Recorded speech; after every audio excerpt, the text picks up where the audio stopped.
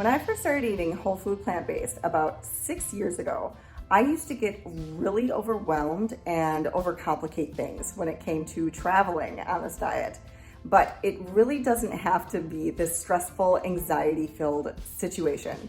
In this video, I'm going to show you some great strategies I've come up with to travel successfully on a whole food plant-based diet. Recently, my family and I took a trip to Utah and we were gone for 3.5 days, and I was able to keep us on track in airports, on the plane, and while on vacation. But there's 2 other segments to this video that shows the actual vacation, what we ate on vacation, as well as the grocery haul that I purchased. Check out those other videos if you want to see the rest of the vacation. All right, let's talk about how to stay healthy while traveling. Traveling with a toddler, as well as my boyfriend, who does not eat the way I do. He prefers more animal products and processed foods. So to try to accommodate for all 3 of us takes a lot of planning and finesse. So I was able to throw together this SOS whole food plant-based trail mix that I actually made a video for if you want to check it out here. Trail mix is a great travel food because it requires no storage whatsoever, and you can throw it together in literally 2 minutes. But it's impossible to find a commercial version of trail mix without the salt, sugar, and oil, or having the nuts roasted ahead of time. So make sure you check out that recipe if you're interested in the most nutritious way to get your trail mix while traveling. The second thing I highly recommend is preparing some kind of bread or muffin, scones, bagels, those kinds of things with your own ingredients at home. So for this vacation, I was able to make some banana nut muffins that my daughter is just crazy about. So she wasn't crabby the entire flight. So I'll also link that recipe down below. It's made with all whole natural foods. I'll make a separate video about that soon. So stay tuned.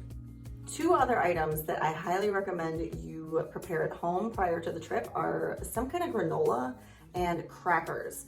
Now, I was kind of in a bind for time, so I was not able to make these at home prior to leaving. You have to give yourself some flexibility on any diet because there is going to be many times that you're going to need to compromise, and you can't get down on yourself. You can't feel guilty about it.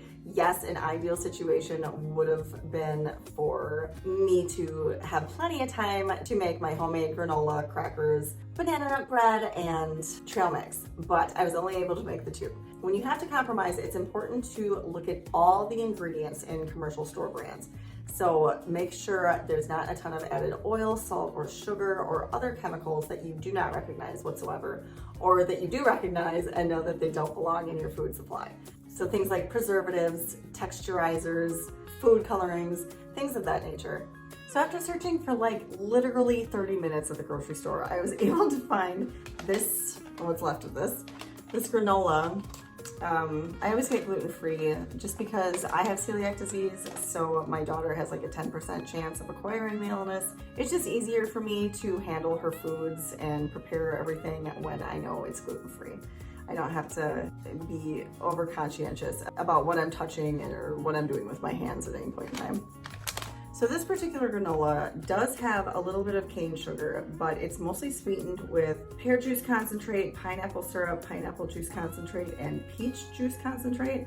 Now I know those are all like synonyms for sugar, but the total added sugars are 11 grams. So yes, this is way higher than I would like it to be, but it was the best option for what was available. Again, you have to make some compromises sometimes, and this was mine. What's important to me is that it only contains one of those items that I really try to steer clear of, the salt, sugar, and the oil. It does not contain salt and it does not contain oil. And that is nearly impossible to come across when you're looking for commercial granolas. If you guys found value in that tip, make sure you give this video a thumbs up. It really helps to support my channel.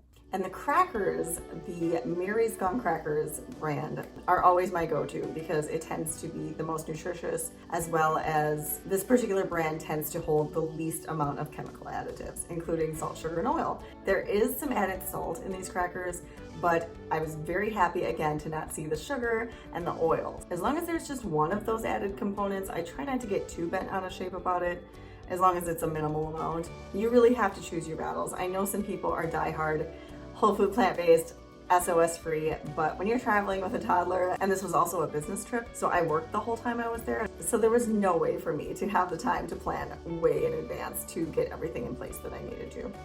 Some other great things I was able to bring on our carry-on were apples and clementines. These are both really easy to travel with because they can get banged around a little bit and they don't get bruised really easily, and they don't make a huge mess. So it's so important to have some fresh food when you're traveling, or really at any point in time when there's a significant duration where you have to go without certain foods. If you don't have a ton of items in your carry-on, then bananas are perfectly good too. I just tend to stuff my bags packed to the brim, so there was no way I was getting bananas on that plane. Another really important aspect of staying healthy while traveling is keeping your body in motion. When you have to sit all day long, driving to the airport, sitting at the airport, sitting on the airplane, it's really important to work little bouts of movement in between those transitions. What I typically do is I will walk and walk and walk and walk through the airport. Every time I get a second where I don't have to sit on that plane, I am in motion, and I take my baby girl with me so she can get some of her energy out, so she's not bothering everybody around us with her energy while on the flight. I'd love to hear some of your guys' strategies for staying healthy while flying or on vacation in general. These are just some of the most convenient go-tos that I have come across over the past 6 years on this diet. So I'm sure there are plenty other ways to do this, but this is how I was able to keep my family nourished while traveling to St. George for almost 4 days. Like I mentioned, this is the first part of a 3-video series, so you're gonna wanna stay tuned to see what we actually ate on vacation and how to plan for a whole food plant-based grocery haul while on an extended vacation. I hope this video was helpful. Traveling can be such a headache, especially when you're trying to eat healthy, especially when you're trying to keep your family healthy in the meantime. The main message I want to convey is to not get bogged down with the details. Yes, it's important to eat healthy. Yes, it's important to try to remain SOS-free, but when it comes to eating outside the home, we are not living in a culture that's very conducive to a healthy lifestyle right now. So you are likely going to have to make some compromises here and there. And if those compromises are minimal and you know it's for a very temporary circumstance, then you shouldn't be too hard on yourself or get too caught up in the drama. I hope you guys enjoyed this video. Make sure you subscribe to my channel if you want to hear more about whole food plant-based nutrition, and I will see you in the next one.